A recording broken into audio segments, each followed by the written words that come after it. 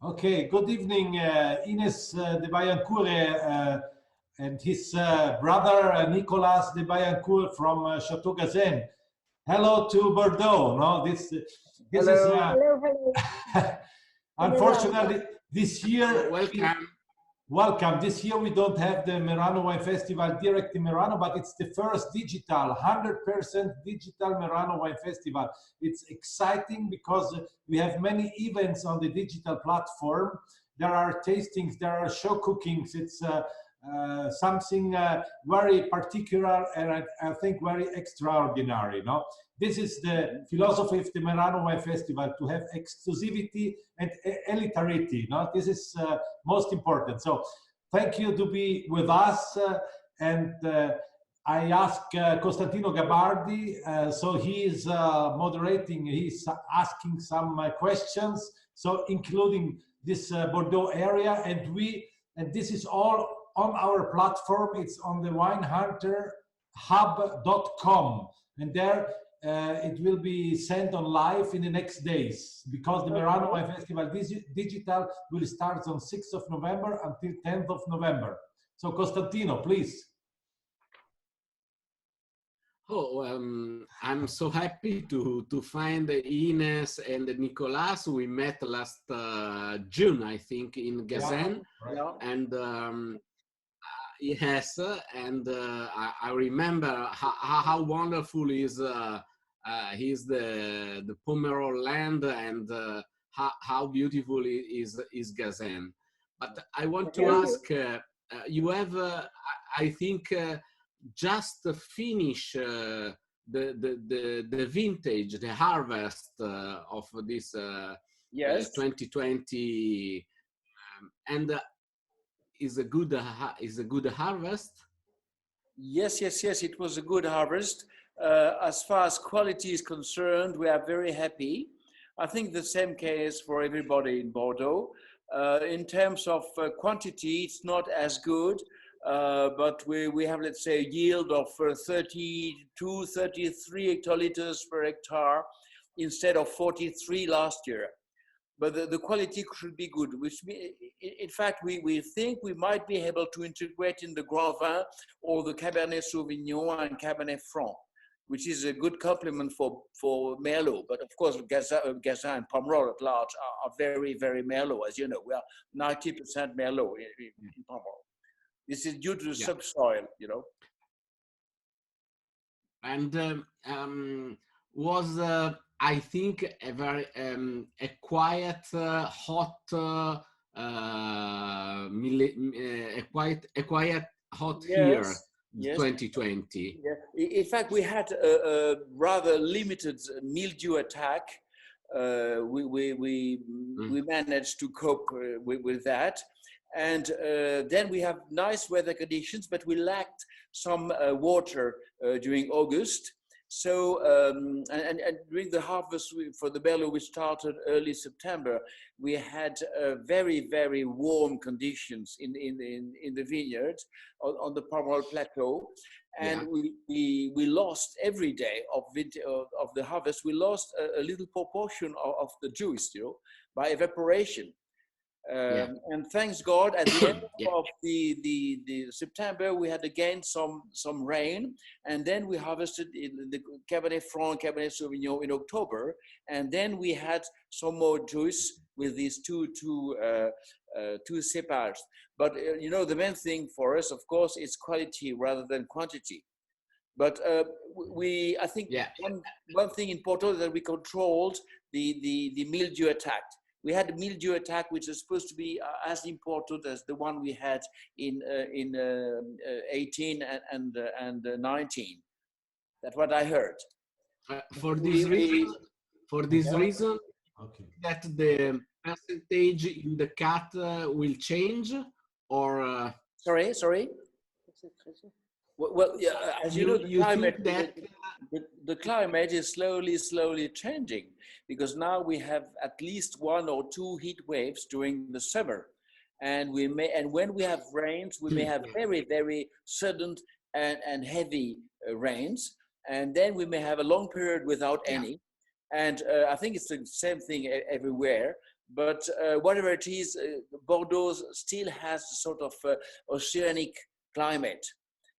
So we have moisture, we have humidity, we are still in position to produce fine wines thanks to the climate. But the climate is changing slowly. Yeah, with you know. And for this reason, I think that the temperature of the earth must be so strategical that you have cold earth and the cold clay in your exactly. terroir. In the subsoil, especially on the eastern part of Pomerol denomination, we have a lot of clay in the subsoil, and clay is a cool and fresh subsoil which managed to balance the heat and warmth and early maturing Merlot grapes that we have. So that's why even if we have some heat, we can, thanks to this subsoil, we can produce rather fine and delicate wines. And also these clay stores water, rain, see, and it's a smectic I think that clay. And it delivers, it gives the water to the grapes. That's good. That's part of the terroir, very important part of the terroir.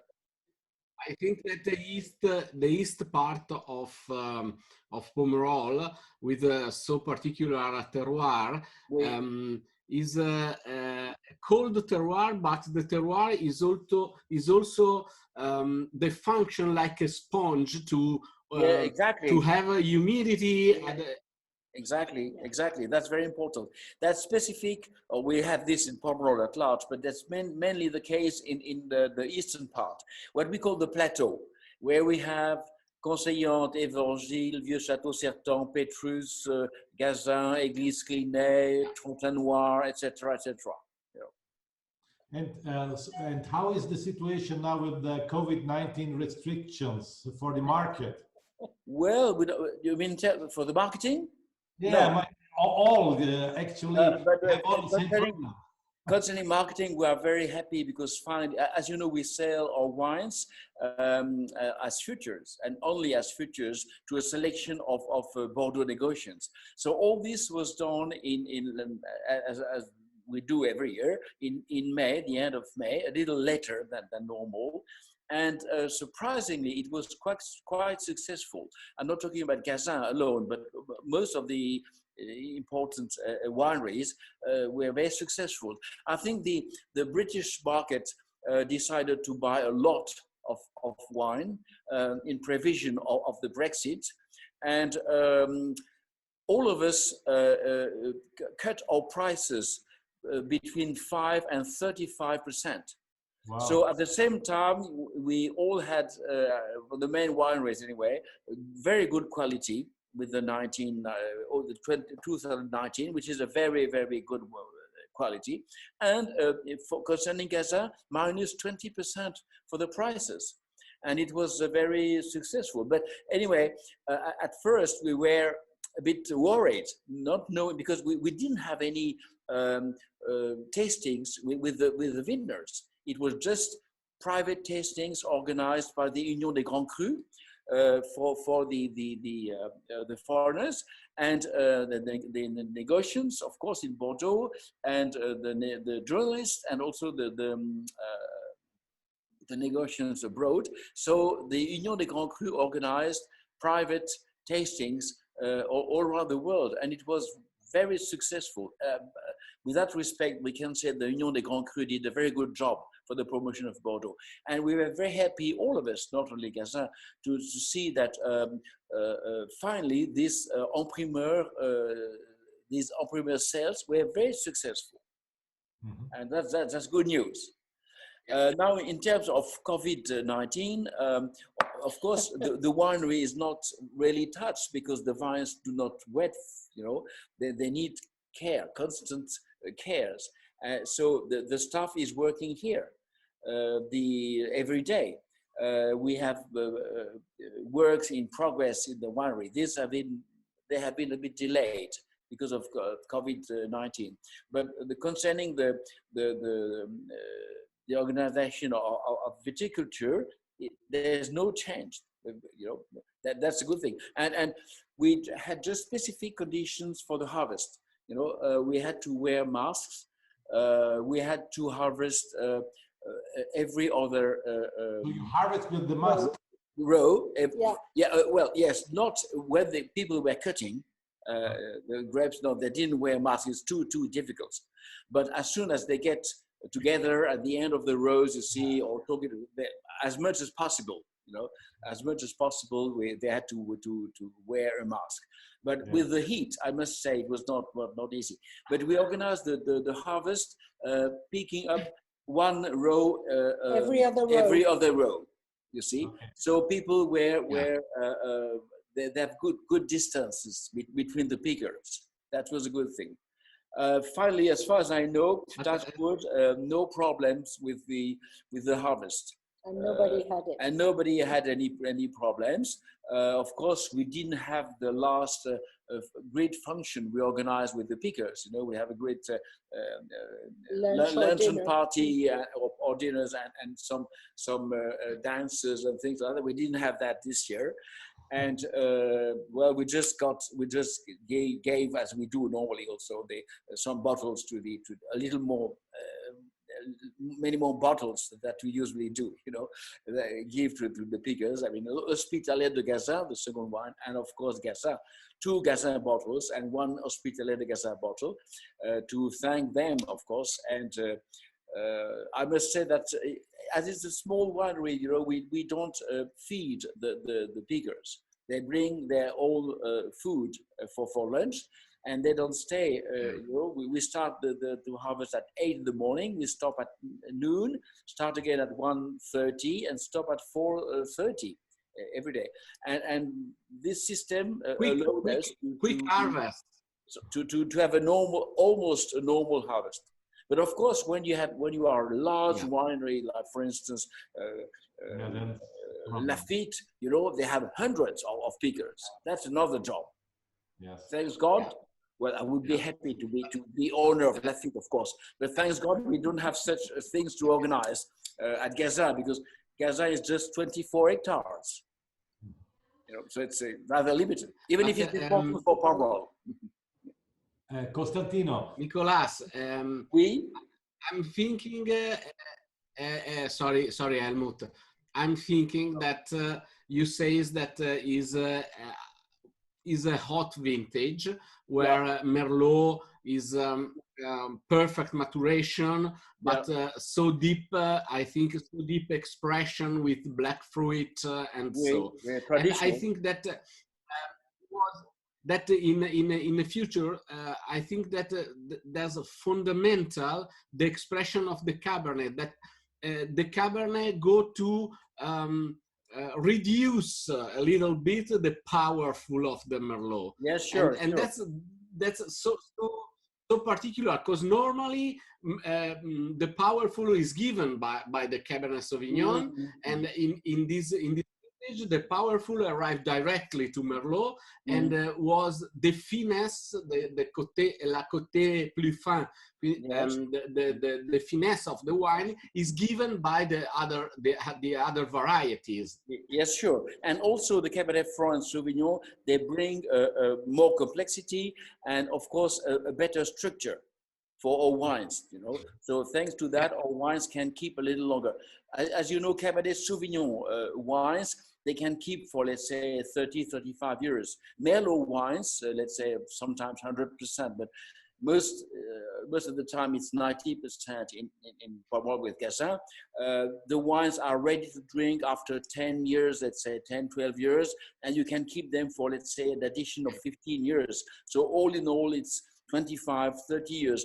Not as long as the Cabernet Sauvignon wines. But we are happy to have Cabernet Sauvignon when we can integrate them, and Cabernet Franc, happy because, again, the structure and the complexity of the wine. We prefer to blend. As you know, there are 2 wineries in Pomerol which systematically produce 100% Merlot wines. It's Petrus and Le Pin. Petrus, our neighbor, and Le Pin. But as far as we are concerned, we prefer to blend as much as possible the Cabernet with Cabernet Franc, Cabernet Sauvignon. I think that you can produce 100% Merlot in Pomerol when you have more than 90% of clay in the soil. That's the case of Petrus. Yeah, but the tendency, the famous boutonnière de Petrus is. But we have a little part of it. We have a little bit of it, you know, that we share with you, Chateau. I know you have. I know you have. I know. But the tendency. Helmuth, do you want to ask something to our friends? No. Sorry? I think it's good now because we heard a lot. Now we felt really the Bordeaux area, and we felt what happened in your area. And we are waiting for the 2020. In 2 years. No, exactly. Yeah, exactly. We will show the wine. We will show the wine in 2021. You know, in May. Correct. No. Next we're covered less. Yeah. Okay. But even if we have COVID, we will do that. Yeah. Not being in presence of the tasting, but you know, having just the bottles. Yeah. But one more word, the tendency in Pomerol, I think, is to increase slowly the proportion of Cabernet Sauvignon, you know, to keep freshness and complexity to our wines. And probably for the first time, as far as I understood, in 2019, someone in Pomerol used Petit Verdot. Okay. So Petit Verdot, as you imagine, it's something that you can get matured. It's with a lot of difficulty, especially when you have a clay subsoil. But this, I think, is the Moueix family, which manages to integrate some Petit Verdot in I think, La Fleur Petrus. I'm not sure. But it's the first time ever. Yeah. So that's very new. It's also an indication that the climate is changing. Because I have talked about this with Mr. Moueix. Sorry? I have talked about this, about the Petit Verdot with Mr. Moueix. Christian? Is the owner. Yeah. And obviously, with the global warming, is very important to maintain the balance of the wine, because because you are lucky. You know, thanks to clay, even if we have a very important proportion of Merlot in our wines, these wines are not bodybuilded, they are in the United States. When they produce at Napa Valley, 100% Merlot wines, you know, it's a big structure, very impressive, but no finesse. Oh, well, little finesse and little complexity. Concentration. But I think that also in the right bank you have a microclimate different from the left bank, and the expression of the Cabernet is different in the right bank and in the left bank. See, I'm not very aware of that, but what I can say is that in Pomerol Vineyard is located just between the Dordogne and the Ile rivers, which create a sort of microclimate. That's very important. And as you know, storms and heavy clouds have the tendency to follow the rivers. So Pomerol is just in the middle. So it's a very good thing. We are not too many times touched by hell, thanks to this system.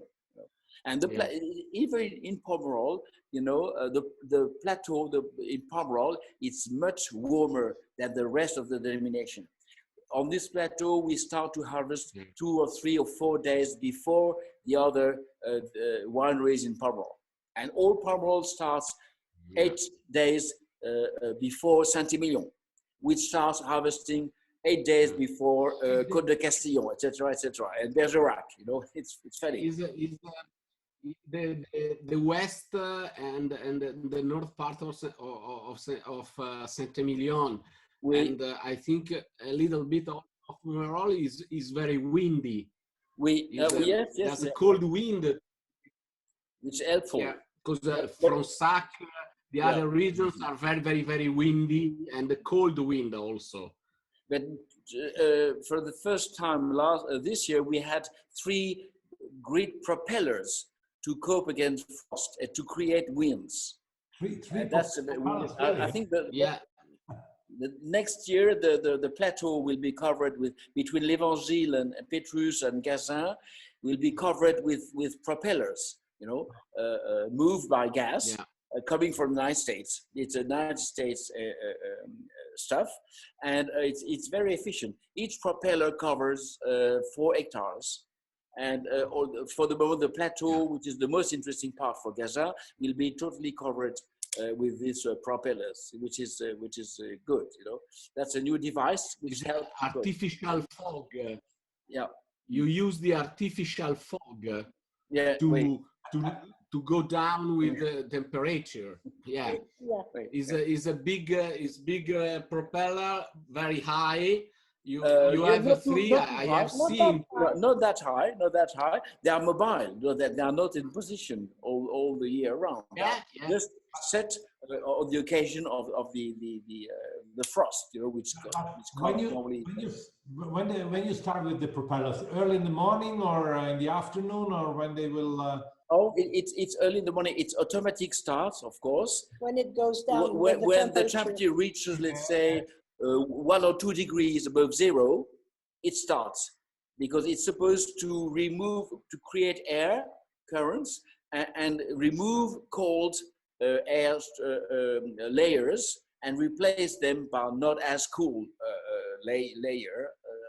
And because the frost could come at, let's say, minus 1.5 to 2.5 degrees. So under those conditions, these propellers allows us to upgrade the temperature by 1-2 degrees. It's enough to avoid frost. No, it doesn't. But if we have a frost, let's say minus 4 or 5, I think it's over. There's no escape possible. No possible escape. Everything will be frozen. But in 2017, all Pomerol had to suffer from frost. The plateau, which is a little higher, didn't suffer from frost. And it's not, well, it's not a good thing for the others, but I mean, the best part of Pomerol was not damaged by frost. But in 1991, we had frost everywhere. So sometimes we have the same problems as everyone. But I must say that all situation is a little better. No, we can't see it really. It's the photograph of the propeller. Yes. I don't see them, but yes, they were in the yard when you came. So where's the photograph of yours? They were in the yard. In the yard. You are very positive for the future, no? I think, no, with propellers and climate change, not a big problem. For once, it's a good American stuff. Okay. We have a lot of good Italian devices, you know, to produce the wine. You know, the pump, the press, the stemmer. I think all this is Italian stuff, and sorting out tables. I think it's also Italian stuff that we have for wines. That's good. Good. Costantino, I don't know. I think that the tank, the concrete tank, also in Cheval are made by Velo, Italian producer. Exactly. But all tanks have been made handmade locally. But now everyone is importing good tanks and good design, not just square tanks as the one we have, but it's enough.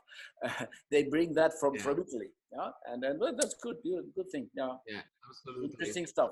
Is so particular because a lot of French buy Italian tanks, and a lot of Italians buy non-blow tanks. Okay.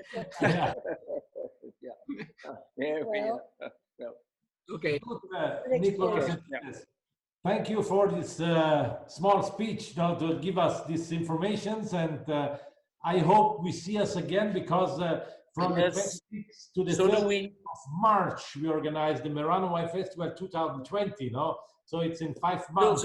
So do we, especially Ines. Ines is very, very keen at attending Merano.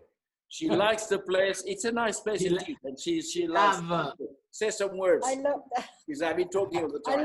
I love to come to Merano, but you know, providing we can move, I definitely will come. if it's official and everybody can move. Okay. I'll be there. But I hope in 5 months it will be good. 5 months is a long time. Cross finger, we're all hoping. For the moment, we're confined, but I suppose that you are as well in Italy. They just confined the north part, didn't they? I've heard that they did just now. Yeah, we did it just now. But I think I'm positive. No, I think that we will arrive on Christmas in a good condition. This is important. Okay. Yes, we will. Okay, thank you, Ines. Thank you, Nicolas. Thank you, Helmuth. Thank you, Costantino. Thank you so much. See you. See you. See you. Good evening, Olivier, président Union Grand Cru de Bordeaux et domaine des Chevaliers à Pézac-Léognan, et Alexandre Van Beek from Chateau Giscours et Chateau de Tertre, Margaux. Thank you to be with us. The Merano Wine Festival, unfortunately, this year can't be organized. We know it's the COVID-19 problem we have in each part of Europe now. And therefore, for this year, from the 6th to 10th of November, we organize on the first time Merano Wine Festival Digital. And this is very particular. There are many events on this platform. And there are some show cookings, tastings. Each day is full of events, but only on the digital platform. So thank you to be with us. Costantino Gabardi, I give you now to coordinate a little bit this round table. Thank you. Costantino. Thank you. Bonsoir. Bonsoir, bienvenue. Merci d'avoir reçu notre invitation et d'être ici avec nous. Avec grand plaisir. Merci, Costantino. Alors, je voudrais commencer. J'ai fait une question qui se pose pour tous les deux. Et je crois qu'on peut répondre une fois premier Monsieur Bernard et une fois premier Monsieur Van Beek. Alors, le 2020, c'est un vendage terminé de quelques jours, je crois. Et cette vendage, c'est comment? Alors, c'est la vendange de la surprise, parce qu'on a eu un printemps très humide, avec beaucoup de pluie, donc pas facile pour travailler dans la vigne, pour les traitements, pour combattre le mildiou notamment, donc pas facile. Et puis après, on a eu un mois de juillet très sec, très sec, historiquement sec, très chaud, très sec. Donc les vignes ont commencé à souffrir de la chaleur à la fin du mois de juillet. Heureusement, on a eu de la pluie dans le début du mois d'août qui a sauvé le millésime, parce que sans cette pluie du mois d'août, on aurait eu un millésime très compliqué. Donc on a eu un mois d'août assez soft, un peu pluvieux, 68 mm au domaine de Chevalier, donc c'est bien. Et puis après ce mois d'août qui n'était pas très chaud, un peu de pluie, on a eu un mois de septembre très chaud, très sec, incroyablement chaud et sec. Et donc, les raisins sont restés petits parce qu'au mois de juillet, ils n'ont pas beaucoup grossi. Donc, ils sont restés avec des petites tailles, avec beaucoup de peau et pas beaucoup de jus. Et puis, le mois d'août a été calme. Donc là, l'acidité a été conservée. On a gardé de la fraîcheur. C'était intéressant, le mois d'août. Et puis, au mois de septembre, de nouveau, très chaud, très sec. Alors, on a continué de concentrer ces raisins qui étaient déjà très concentrés. Et donc, ce millésime 2020, pour les vins rouges, c'est le millésime le plus concentré que j'ai jamais fait, avec des indices de tanin records. C'est un millésime assez incroyable qui sera très intéressant parce que je préfère des vins puissants que des vins légers, et on a un millésime qui est sur la puissance, mais en même temps pas du tout de verdeur, parce que ce qui est dommage dans les grands vins, c'est quand ils sont puissants et pas tout à fait assez mûrs. Là, on a la puissance, mais également une très belle maturité parce qu'on a pu vendanger quand on voulait. Et donc, on a un équilibre assez incroyable dans les rouges, un magnifique millésime de rouge, avec bien sûr des terroirs un peu différents, la pluviométrie n'a pas été la même partout. Donc, ça sera un millésime globalement très beau millésime, avec des différences de région à région. Ça, c'est pour les rouges. Et puis peut-être je peux redire ça, c'est la côté Pessac. Ouais. Et on a parlé des puissances, mais la côté Margaux, je crois, on peut parler aussi de la côté Margaux. Bien sûr. Donc voilà, tout ça, Margaux, tout est dans les nuances. Et je pense qu'en termes de météo, je me rejoins complètement avec Olivier. Je pense que pour le consommateur, vraiment à comprendre, c'est dans cette millésime, on a trouvé donc vraiment cette énorme concentration et également cette chaleur et sécheresse. Et malgré tout ça, on a trouvé également une superbe acidité. On n'a jamais fait des merlots et c'est contre toute la logique. On n'a jamais trouvé des merlots qui étaient aussi juicy. C'est également, je pense, très relié avec la façon qu'on travaille différemment les merlots, comme on a eu l'habitude de le faire il y a 5 ou 10 ans. Et ça apporte directement une touchée très dynamique dans le vin. Bien sûr, on trouve énormément de maturité. Il y a une dimension qui est très intéressante, mais tout ça, c'est porté par une acidité qui donne énormément de tension et de définition dans le vin. Pour qui concerne les cabernets, bien sûr, ils sont très structurés et il y a une graine de tanin qui est aussi très intéressant. Surtout à Margaux, on recherche toujours justement cette délicatesse de tanin qui apporte une très jolie définition presque trois-dimensionnelle qui va vraiment être très intéressant de le montrer dans ce millésime. Voilà. Alors, je pense, vous parlez, j'écoute et je pense. Alors, vous avez tous les deux dit que c'est un millésime chaud, avec les raisins très petits, avec peu de jus. Alors, ça, c'est pour moi, c'est un millésime technique, je veux dire, et je crois que les secrets de ces millésimes, c'est gérer la quantité liquide et la quantité solide pendant la macération. Peut-être que ça, c'est le cœur du problème du vendage 2020. L'extraction. L'extraction est absolument un point qui est essentiel, mais ça dépend aussi de la nature des raisins. Bien sûr, l'important, c'est de trouver la bonne maturité des tanins d'or dans les vignes. Si vous avez des tanins qui sont où il y avait des blocages dus à certaines sécheresses et à certains terroirs qui s'exprimaient plus compliqués, et si vous avez tiré trop, vous trouvez bien sûr des tanins qui sont complètement en dehors du équilibre, avec des points beaucoup plus durs et avec une acidité qui peut être très séchante.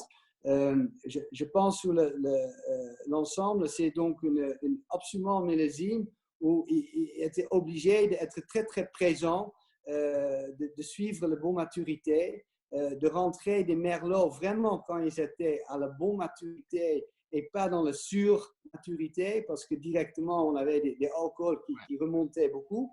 Comme Olivier disait déjà, c'était un millésime où il y avait beaucoup de matière, donc beaucoup d'épaisseur du pot. Donc, beaucoup de pépins étaient également bien là, mais il y avait énormément un manque de jus. Donc, les tanins, ils étaient tous là, et si on tirait trop dans la bestiole, c'est exactement comme tu dis, tu trouves des vins qui sont déséquilibrés et pas du tout dans l'intérêt du millésime. Oui, alors moi, je rajoute… Beaucoup de savoir-faire. Je suis tout à fait d'accord avec Alexandre. Et sur un millésime comme ça, c'est un millésime qui n'est pas simple. Il y a des millésimes où on peut rester dans le transat et le propriétaire ou le viticulteur ou le chef n'a pas besoin de faire grand-chose. Mais un millésime comme 2020, il faut être sûr dans la vigne tous les jours parce qu'il y a des choix à faire tous les jours. Et par exemple, un sujet important cette année, c'était la période de vendange. Et normalement, on a une fenêtre pour vendanger qui est assez large. C'est-à-dire si on peut vendanger un peu trop tôt ou un peu trop tard, ce n'est pas très grave. Sauf que cette année, si tu vendangeais trop tôt, les raisins n'étaient pas mûrs. Et donc, il y avait des tanins un peu variétaux. Et si on vendangeait un peu trop mûr, alors vite, on avait des degrés alcooliques qui montaient très fort. Donc, il fallait viser juste et la fenêtre était assez étroite. Il fallait viser bien dans la fenêtre. Et puis, le deuxième sujet, c'est dans l'extraction. Il fallait aussi viser juste. Parce que je dis souvent que pour moi, le meilleur vin, c'est celui où on est allé chercher tout, mais rien de trop. Et cette année, il fallait aller chercher tout, mais rien de trop. Parce que le trop, cette année, va marquer très vite le vin. Donc, la notion d'équilibre, la notion de respect du fruit était très importante sur 2020. Il y a certains millésimes comme 2009, si on extrait un peu pas assez ou extrait un peu trop, c'est pas grave. Mais en 2020, si on extrait pas assez ou si on extrait trop, c'est très dommage qualitativement. C'est pourquoi je dis que c'est un millésime technique. C'est tout à gérer avec très peu de chances de distraction. Il faut être au millimètre, précis au millimètre, et voilà. Et ça, je crois que c'est un peu plus, il y a un peu plus de pression sur Pessac que sur Margaux, parce que c'est un terroir qui a plus de puissance à Margaux. Et la maturation, c'est un peu plus concentré. La fenêtre, c'est plus court sur Pessac que sur Margaux. Je peux penser. Je ne suis pas sûr. Je suis pas sûr. Je pense que, bien sûr, il y a, en généralisant, tu peux dire ça, mais je pense que quand je compare, par exemple, Giscours et du Tertre, qui sont deux propriétés côte à côte, il y a un style de terroir qui n'a rien à voir. Et c'est comme Olivier expliquait que chaque terroir avait vraiment son définition de ce millésime.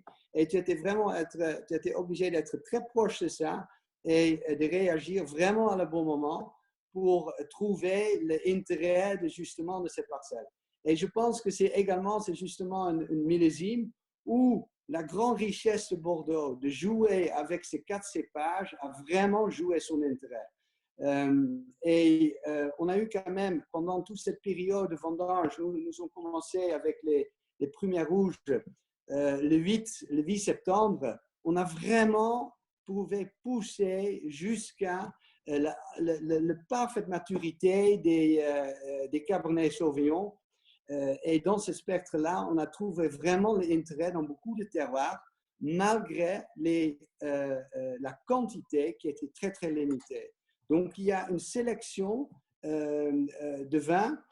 Il y avait beaucoup de grands vins dans le spectre de sélection. Donc, on peut compenser une partie du manque de volume dans une définition plus précise sur le grand vin. Mais après, c'est intéressant c'est intéressant de répondre à la question, et ça, c'est peut-être intéressant qu'on discute un peu là-dessus, Alexandre. Est-ce que finalement, Margaux et Pessac-Léognan sont des appellations si différentes que ça? Est-ce que j'ai entendu que Pessac-Léognan pouvait faire des vins plus puissants que Margaux? Je ne suis pas sûr de tout ça. Moi, je pense que Margaux et Pessac-Léognan sont un peu deux frères. Ou 2 personnes d'une même famille. Peut-être que Margaux a plus de similitudes avec Pessac-Léognan qu'avec Pauillac, peut-être. Je ne sais pas ce que tu en penses. Là-bas, on est absolument sûr. Et il y a un côté très sélectif dans les mêmes, dans les mêmes appellations parce qu'il y a cette douceur de tanin. Et ça amène un avantage que aussi pour le consommateur, on peut plus vite affilier avec la personnalité du vin, au lieu d'être bien sûr à Saint-Estèphe ou à Pauillac, où on trouve bien sûr des structures tanniques qui sont un petit peu plus masculins et qui ont besoin un petit peu plus de temps pour parfaitement intégrer dans le vin. Il y a cette douceur de tanin et je pense que ça c'est plus en plus notre vrai ADN. Ou ADN de trouver cette précision de tanin. On peut affilier aussi comme vraiment des pixels tout en précision qui donnent donc une image beaucoup plus précise à la personnalité du vin qu'on veut faire. Et c'est donc Margaux et après ça qu'on trouve ça énormément cette même caractère. C'est finalement des vins qui sont assez féminins, peut-être assez fins, grande élégance, même si dans un millésime comme 2020, on a des vins qui sont fortement charpentés, avec une puissance importante, mais on a ce caractère d'élégance, de finesse, de féminité que l'on retrouve sur nos vins. Et je pense que Margaux et Pessac-Lognan sont un peu comme deux enfants d'une même famille, peut-être on peut dire. Voilà, c'est ça que j'ai dit toujours à ma femme. Hein? C'est la même famille. Non,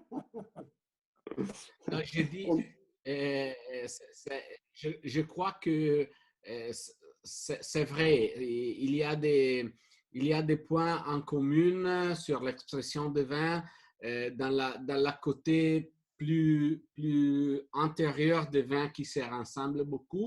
Et je crois que ça, c'est aussi pour le grand travail viticole qui a été fait dans ces derniers 15 ans sur les deux appellations. Parce que une fois, c'était un peu différent. Maintenant, c'est toujours une agriculture, on fait de la viticulture très de précision et très mirée sur chaque plot pour évidencer l'expression de micro-terroir. Et ça, c'est la grande qualité qui a été faite à rive gauche. Absolument. Costantino, il y a un grand exemple, c'est pour les merlots. Je ne sais pas qu'est-ce que Olivier pense de ça, mais quand on regarde les millésimes en 2017, je disais vraiment, bon, les merlots, ça pose plus en plus de problématiques. Dans certains millésimes où on a vraiment ces étés indiens.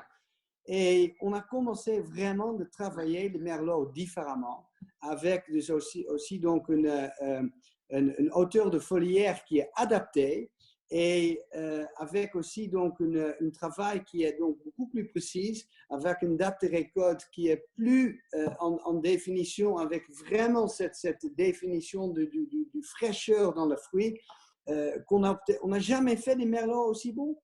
Et si tu étais en 2017, je dis c'est les cabernets où il faut tout chercher. Les merlots, bon, c'est sympa, mais on n'a jamais fait en 18, 19 et en 20 des merlots de aussi bonne qualité. Ouais.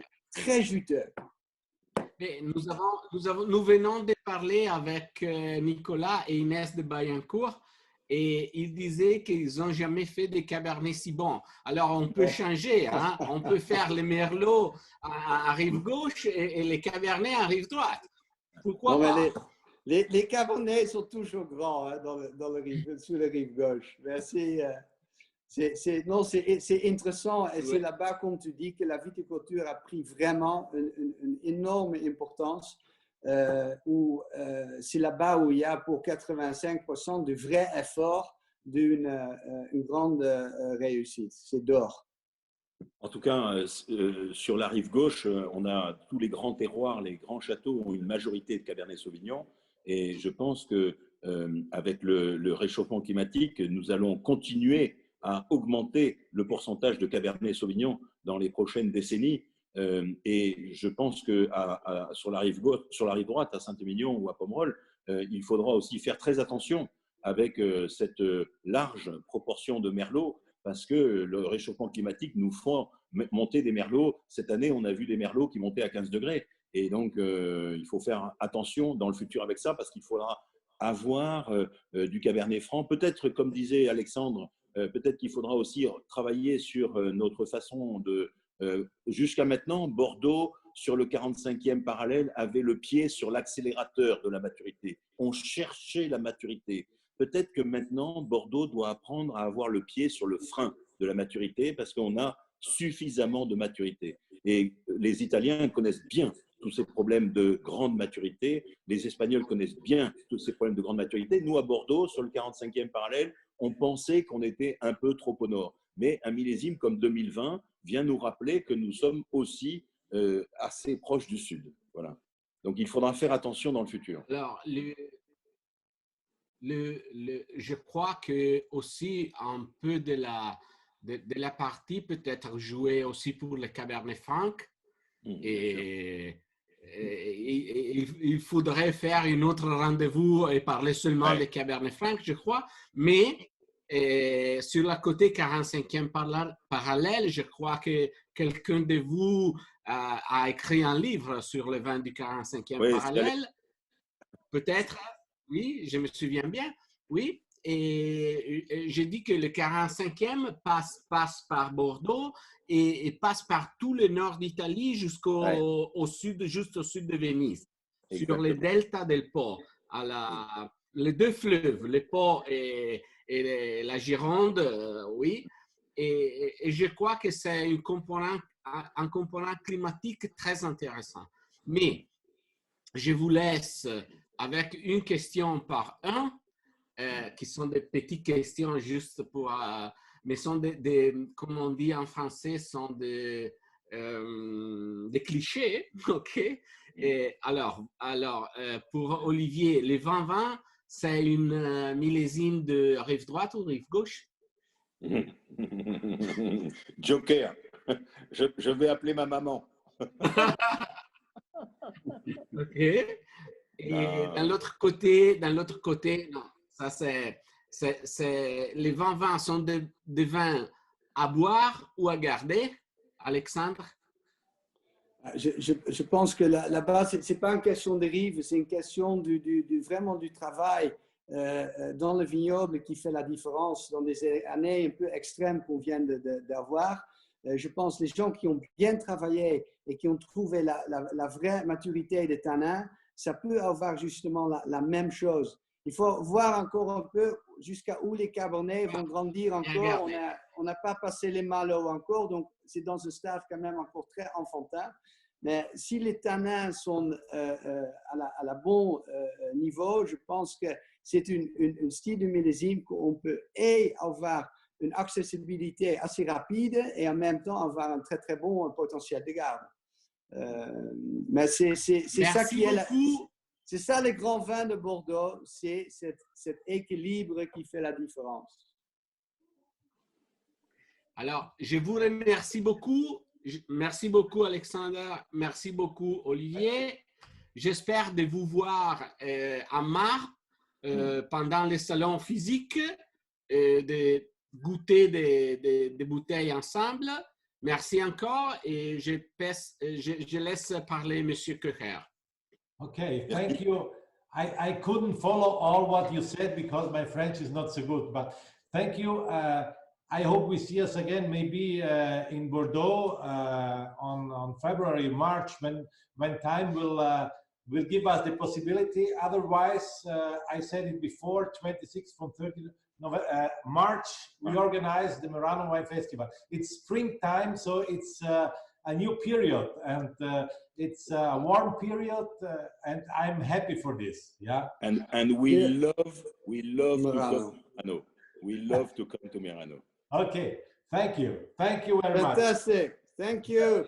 Philippe, we can start Costantino, I think, because you know, Philippe, we this year, you know, we can't organize the Merano Wine Festival. We know the problems all in Europe, but I plan to organize a Merano Wine Festival digital. This is very unique, something very special, because starting from tomorrow to the 10th of November, each day we have different part of events, digital events. There are symposiums, there are live tastings, there are some wine territories, there are round tables, show cookings, many things, each day the same, no? And one part of this is dedicated to Bordeaux. Therefore, yeah, we want excellent idea. we want to talk a little bit about Bordeaux, about Sauternes. This okay, and so I have Costantino on my side. So, Ciao.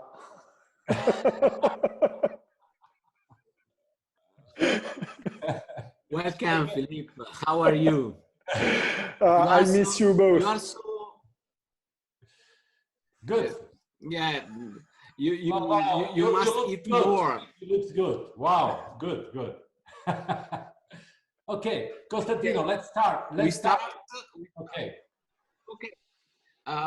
We have met Ines de Bailliencourt and Nicolas. We have met Alexander Van Peck and Olivier Bernard. We have talked a lot about red grapes and how is the vintage and the harvest 2020.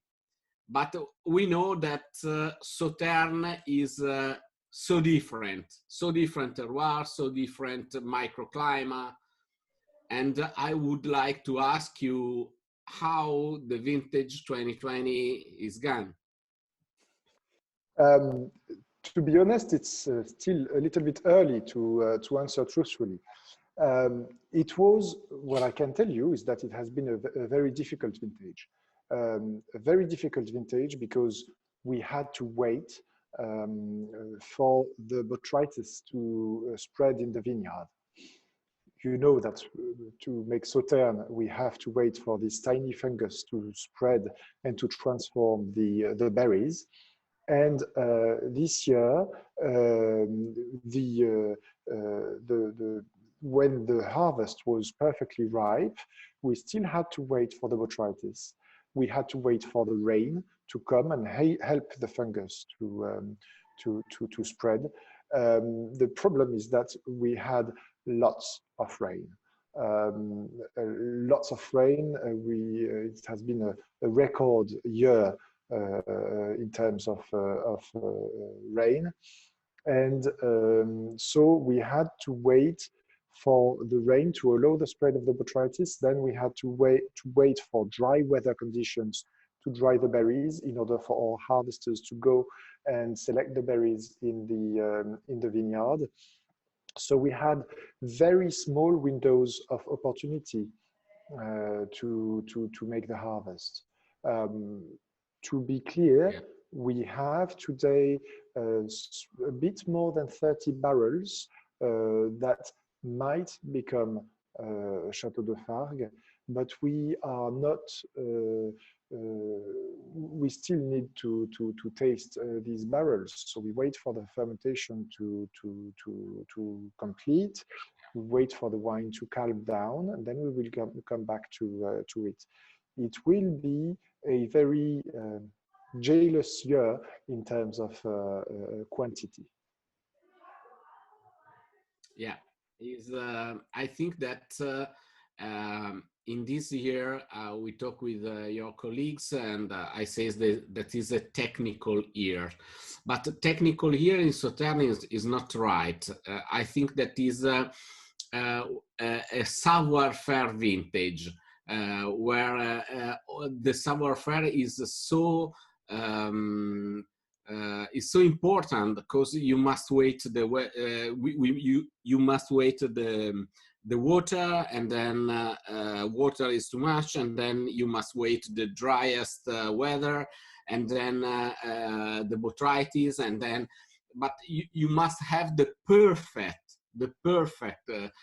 knowledge to do what is right to do in the moment. There is perhaps a bit of knowledge, hopefully. There is also humility. We cannot replace the nature. We cannot replace the weather conditions. So we simply have to wait and be patient. And our knowledge is when do we need to harvest? There is something exceptional in Sauternes, which is that as in every other wine estates, we need to, or wine regions, we need to wait for the perfect berry, but then we need to make a decision, which is what should we harvest today? Normally, in a normal vineyard, you should say, today is the day we harvest, and then you go. In Sauternes, we have to say, okay, today we will select all the berries that have reached this stage of transformation by the botrytis. And this is a very complex... Which kind of berry? Which kind of berry, exactly. It's a very complex decision because it depends on the nature of the parcel, it depends on the weather, forecasts, etc. So we are always taking risks in order to reach the quality goal that we have set. And then it is because nobody know or not so many people know that the normal harvest you bring the whole grape from the trees and you go to press.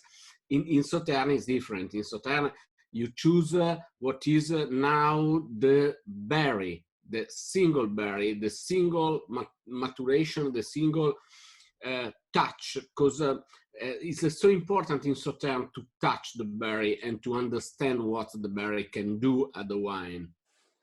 Yes, and to taste the berry. In fact, to explain it quickly, what the botrytis does to the berry is that it's a small fungus that lives on the skin of the berry, and what the botrytis wants to do is to feed from the berry. So it waits for the berry to reach a certain stage of ripeness where the skin becomes very thin, and then the botrytis manages to get its root in the berry. So it starts to help the water to evaporate. So you have a loss of water, a more concentrated juice, but then it feeds from the berry, so it transforms the juice within the berry. So you change the flavor in the juice, and you go from fresh fruits to baked fruits, cooked fruits, fruit paste, etc., etc. So we wait for this loss of water and greater concentration and this transformation by the botrytis. So there is a first transformation in the berry even before we start the harvest. And then once we harvest, there is the alcoholic fermentation that everybody is familiar with. So the game in Sauternes is to choose what type of concentration or what type of transformation we need in the berry, because we want to have a certain balance between the sweetness, the freshness, the acidity, and a hint of bitterness, which helps. Very often people talk about the balance between sweetness and acidity, but if you add a hint, just a hint of bitterness, then you add a backbone to the wine. I think also that is so important. If I remember, that you have one of the longest period in oak of the Sauternes, because you are the I think the only Chateau de Fargues maintain his wine 36 months in barrel. Almost 30 months. You are right. We are the last estate, as far as I know, to use this traditional method, which is keeping the wine for 30 months in barrel. In French, it is called élevage. Élevage has this meaning of bringing up, which is something I like, which is an idea I like for the wine. It helps us to have, amongst other things, it allows us to have 3 winters with the wine in barrels. So there are 3 thermal shocks which helps the tartaric precipitation to take place. So that allows us not to... Natural tartaric precipitation. Sorry, it was cut off. It's for a natural tartaric precipitation. Yes, exactly. And it allows us not to filter the wine. We have sort of a natural filtration in the barrel. And then we keep the wine for 6 months in bottle. which is the 36 month you were talking about. Quantity-wise, for the harvest, as we wait for this botrytis to attack, where any regular producer would make would produce 1 bottle of wine with each vine, we produce only 1 glass. Only 1 glass. Yes, I think that also is so particular to consider, to take this information where is produced the bottle, we produce 1 glass is a good way to say that also Sauternes is not cheap wine. But if you want to taste a great Sauternes, you must understand that the work behind the bottle is incredible. Is incredible. And the 2020, what is your previsional about the quality of 2020 Sauternes?